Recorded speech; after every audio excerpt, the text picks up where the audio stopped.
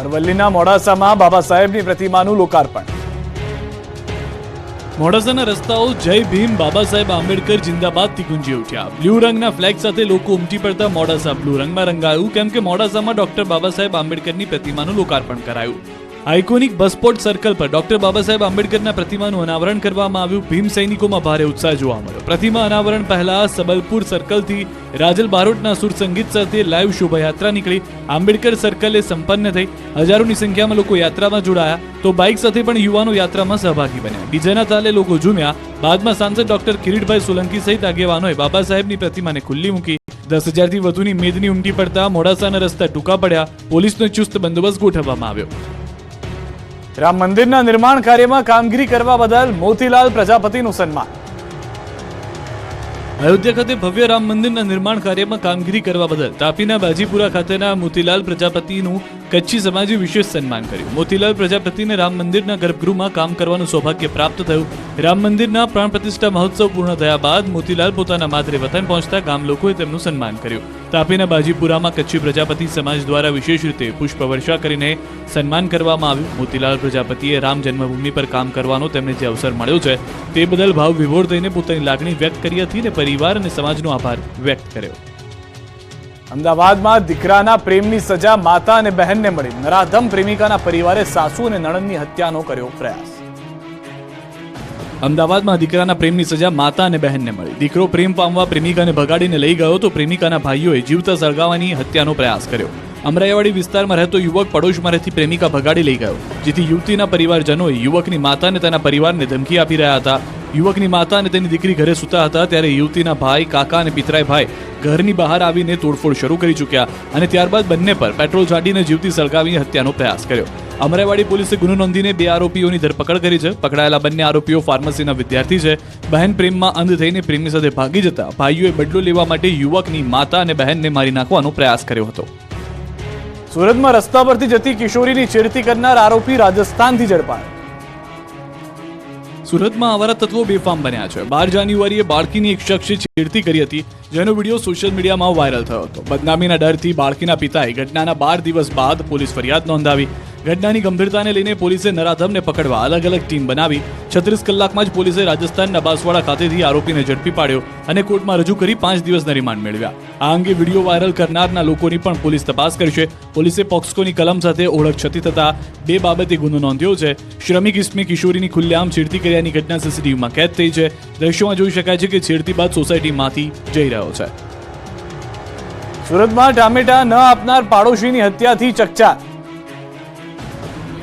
સુરતમાં રાત્રે શાક બનાવવા માટે એક પાડોશી બીજા પાડોશીના ઘરે ટામેટા માંગવા ગયો, પણ પાડોશીએ ટામેટા ન આપ્યા. આ જ વાતની અદાવત રાખી માંગવા આવનારે પાડોશીને છરીના ઘા ઝીકી દીધા.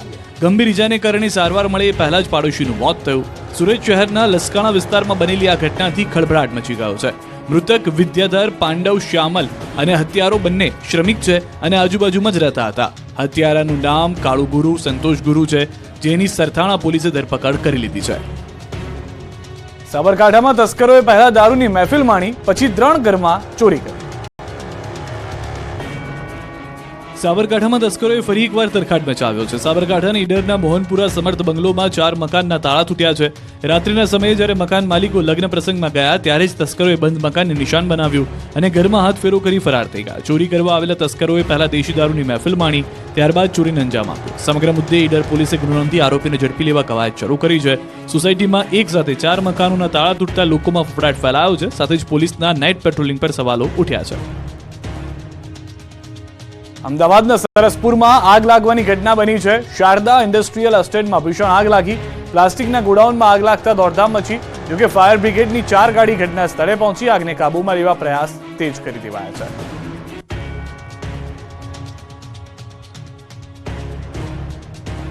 કચ્છ, સુરેન્દ્રનગર અને મોરબીમાં ભૂકંપના આંચકા અનુભવાયા. કચ્છમાં સૌથી વધુ 4ની તીવ્રતાનો આંચકો અનુભવાયો, જેના પગલે જિલ્લાના અનેક એરિયામાં છતના નળિયા હલ્યા, વાસણો પડી ગયા, લોકો ઘરની બહાર દોડ્યા હતા.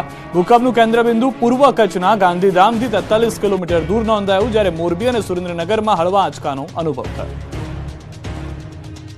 આગામી લોકસભાની ચૂંટણીને લઈને સંઘ પ્રદેશ દમણ અને દાદરાનગર હવેલીમાં ધમધમાટ શરૂ થયો. ભાજપ દ્વારા દમણ અને દાદરાનગર હવેલીની લોકસભા ચૂંટણીના મધ્યસ્થ કાર્યાલયનું ઉદ્ઘાટન કરાયું. દમણ અને દાદરાનગર હવેલીના પ્રદેશ પ્રભારી પૂર્ણેશ મોદીએ કાર્યાલયનો શુભારંભ કરાવ્યો. આ પ્રસંગે દમણના સાંસદ લાલુભાઈ પટેલ, પ્રદેશ ભાજપ પ્રમુખ દીપેશ ટંડેલ સહિતના ભાજપના અગ્રણીઓ ઉપસ્થિત રહ્યા. ભાજપના હોદ્દેદારો દ્વારા આ પ્રસંગે કાર્યકરોને લોકસભાની ચૂંટણીને લઈને ચૂંટણી પ્રચારમાં લાગી જવા હાકલ કરવામાં આવી. સાથે જ પૂર્ણેશ મોદીએ આગામી ચૂંટણીમાં બહુમતીથી જીતનો વિશ્વાસ વ્યક્ત કર્યો. અમદાવાદમાં મંદિરમાં સેવા કરતા સેવક કાળુભાઈની હત્યા કરવામાં આવી. સેવક વાત્રક નદી કિનારે હનુમાનજીનું મંદિર બનાવી રહેતા હતા. રાત્રિના સમયે 55 વર્ષીય પૂજારીની બોથડ પદાર્થના ઘા ઝીકી હત્યા કર્યા હોવાનું સામે આવ્યું. ઘટનાની જાણ થતાં જિલ્લાના એસપી અને ડીવાયએસપી સહિતના સ્ટાફે ઘટના સ્થળે પહોંચી વધુ તપાસ હાથ ધરી. ઈડરના મુડેઠી નજીક જંગલ વિસ્તારમાંથી 2 થી 3 માનવ કંકાલ મળી આવતા ખળભળાટ. માથાનો ભાગ અને પગ સાથે 2 થી 3 કંકાલ મળી આવ્યા. અંદાજિત 5 થી 6 મહિના કરતા વધારેના માનવ કંકાલ મળી આવ્યા. ઈડર પોલીસે જાણ થતા કંકાલ એકત્ર કરી એફએસએલ તપાસ માટે મોકલ્યા. કંકાલની સાથે સાથે સાડી અને ચપ્પલ પણ મળી આવ્યા. જંગલ વિસ્તારમાં ફોરેસ્ટ વિભાગના પેટ્રોલિંગને લઈને સવાલો ઉઠ્યા. હાલ કંકાલ મામલે ઈડર પોલીસે વધુ તપાસ હાથ ધરી.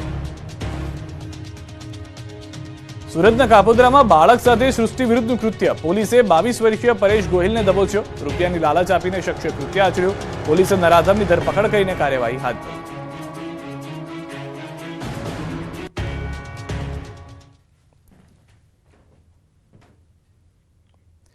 આપણું ગુજરાતમાં અત્યારે બસ આટલું. દેશ પ્રદેશની તમામ ખબરો માટે આપ જોડાયેલા રહો ગુજરાતની number 1 news channel news 18 Gujarati સાથે.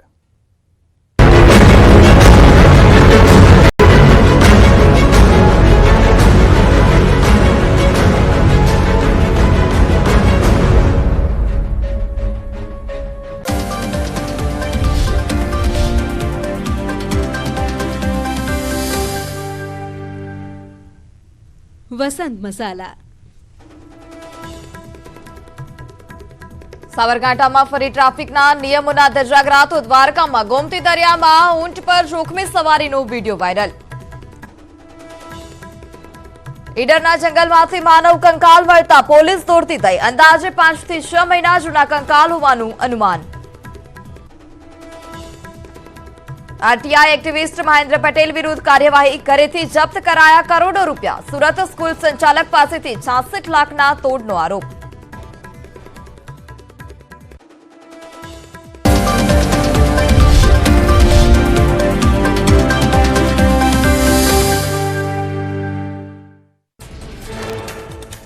દ્વારકાના ગોમતી ઘાટ પર પાણીમાં ઊંટની જોખમી સવારીનો વિડીયો વાયરલ. ઊંટના પગ ડૂબી જાય તેટલું દરિયાના પાણીનું લેવલ હોવાથી દુર્ઘટના સર્જાવાની શક્યતા. વડોદરાની ઘટના બાદ પણ તંત્રની ઢીલી નીતિ છતી થઈ. સાબરકાંઠામાં ફરી મોતની સવારીનો video viral. Vijaynagar Idar highway પર જીપમાં ઘેટા બકરાની જેમ ભરેલા મુસાફરો જોવા મળ્યા. જીપની અંદર કરતા બહાર અને વાહન ઉપર પણ વધુ મુસાફરો વિડીયોમાં નજરે પડ્યા. વડોદરામાં બોટ દુર્ઘટના બાદ પણ તંત્ર હજી નિંદ્રામાં. કલેક્ટરની મનાઈ છતાં સુરસાગર તળાવમાં જીવના જોખમે